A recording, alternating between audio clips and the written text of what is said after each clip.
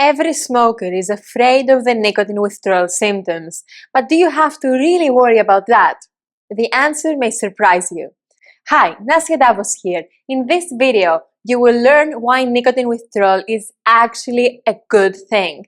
I know this may sound very weird to some of you, but all I ask is for you to listen with an open mind. Because being terrified of the withdrawal, it prevents you from quitting. And when you experience the withdrawal and you see it as a bad thing, this can make you relapse, and maybe you've been there. But when you understand why the withdrawal is good for you, this can help you go through it easily. So keep watching to find out 6 reasons why withdrawal is not as bad as you may think and why you should embrace it.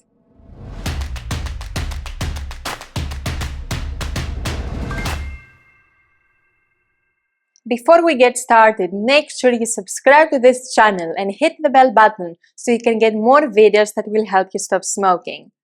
So, what is nicotine withdrawal? Nicotine withdrawal happens when nicotine and toxins leave your body. Withdrawal starts around 30 to 45 minutes after you smoke a cigarette. So, when you're a smoker, you have withdrawal every day and all day long.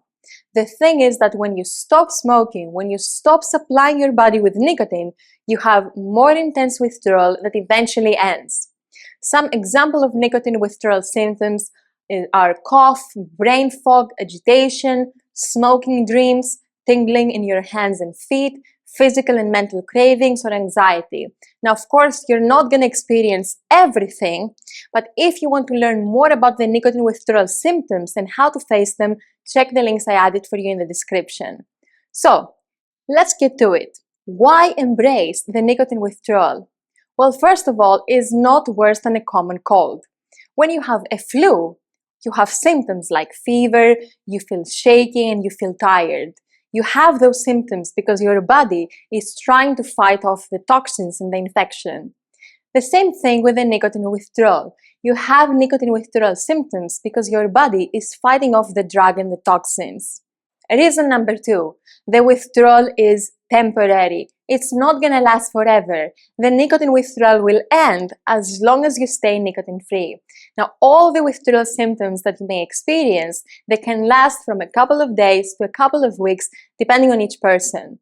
But if you're using nicotine substitutes or if you vape, this is going to prolong, this is going to extend the nicotine withdrawal because you keep supplying your body with nicotine. The third reason why you should embrace the withdrawal is that it is not harmful to your health.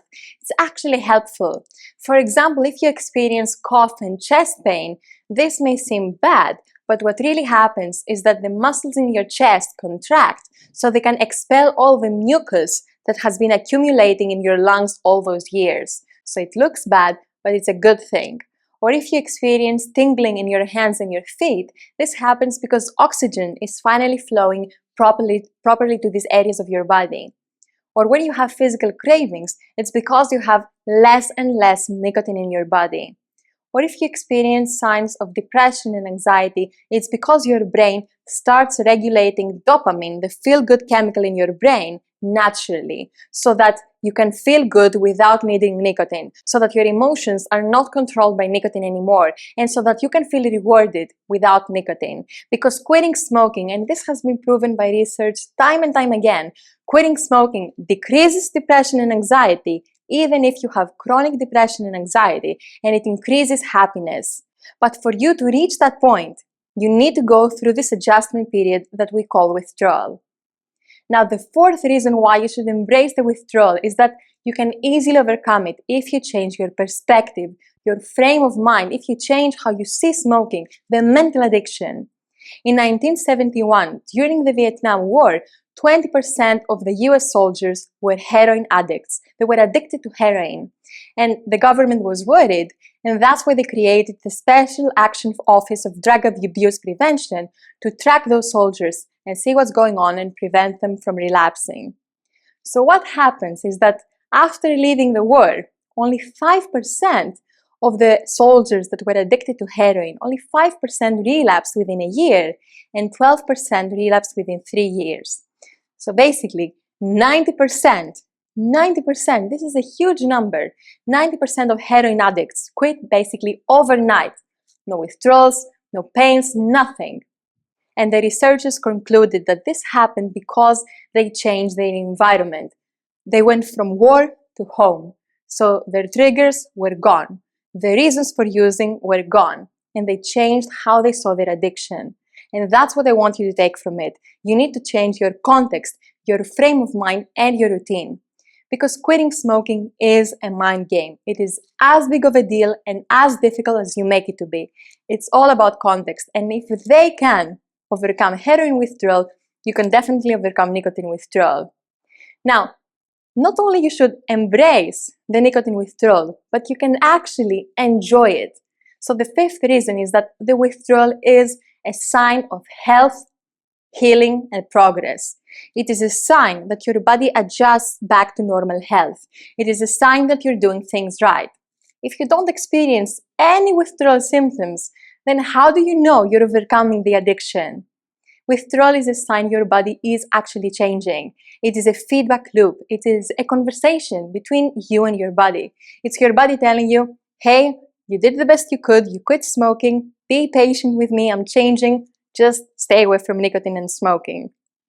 And now, the sixth reason is that the withdrawal is a reminder of your effort and a reminder of how many changes your body had to go through trying to heal.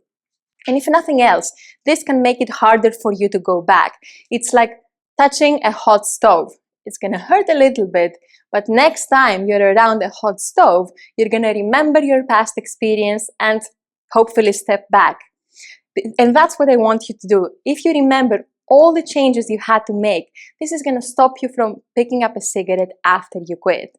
Now, I'm not telling you you have to suffer, but just remember how it felt like to be addicted.